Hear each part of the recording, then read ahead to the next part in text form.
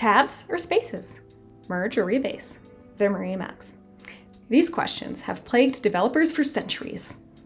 Alright, maybe not centuries, but I decided to take the problem into my own hands and host a poll. And I'm going to show you how I did it using web development tools and Apache Kafka. You can cast your own vote at the link below. I'm Lucia Searchy at Confluent, and in this video, I'm going to tell you how I made this website. Here's my stack.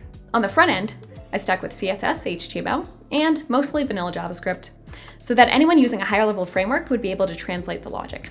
When you click on a button in the front end, I collect the information about your vote via a post to an Express.js route. Then, I retrieve the current state of the vote count from a Kafka topic with a Kafka consumer and update it with that information, using a Kafka producer to send the new message containing that information to the topic. Then, I create a second Kafka consumer that fires the new vote count to a WebSocket every time a message comes in. To create the Kafka producer and consumer, I've used Confluent Kafka JavaScript, which, as I record, is not in general availability, but is in early access at the link below. My front end is listening to that WebSocket, and it updates the progress bar with the information. This is all hosted on AWS. Now, you might be wondering why I chose to use Kafka, and that's a great question. As web developers, we often store things like poll data in databases. Kafka's status as a database is up for debate, but it can store our data and support our live visualization of the poll. In addition, should we choose to process our poll data later, we'll have access to streaming data processing tools. Plus, honestly, I just wanted to make a project that would help you learn the Confluent JavaScript client in a fun way. Let's review the code I wrote to make this all happen. It starts with a post request to my Express route.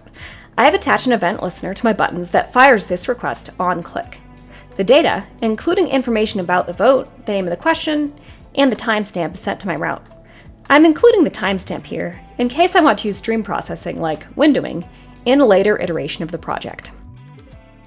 In my Express route, I'm fetching the data from the request body, transforming it to JSON, and passing it to the send message function, which I'll explain in a moment. Here, I'm creating a variable to hold the vote state and manually committing the message, so I can pick up from the very last message when my consumer restarts, whether or not that message has previously been consumed. Inside send message, I parse out the question ID string and vote, update the current count kept in the decoded variable, while updating the state of the buttons as well. Then I produce the message to Kafka. Now, in my Kafka consumer, I am parsing the incoming message, which holds the vote state, filtering for the last clicked message, creating variables to hold the current question ID and count, and then sending the message to my WebSocket. You might notice that the syntax here is slightly different from the syntax in the first consumer. That's because this consumer uses the Premisified API versus the first consumer, which uses the API that avails itself of the features in node-rdkafka. This consumer.run method from the Premisified API feeds our function one message at a time using the each message handler. Here, in the front end, I'm writing some logic that triggers when the socket receives an event. Then, I create a variable for the question ID and retrieve the DOM element corresponding to that ID. I retrieve the label for that bar as well, which I'll update in the following chain of logic. Then, I check if the left-hand option has more votes, if there's been a tie, or if in the remaining case, the right-hand side has more votes. And that's pretty much it for the essential code. If you want to see the whole sample repository and get this running yourself, check out the links below. There's lots more to be done with this demo.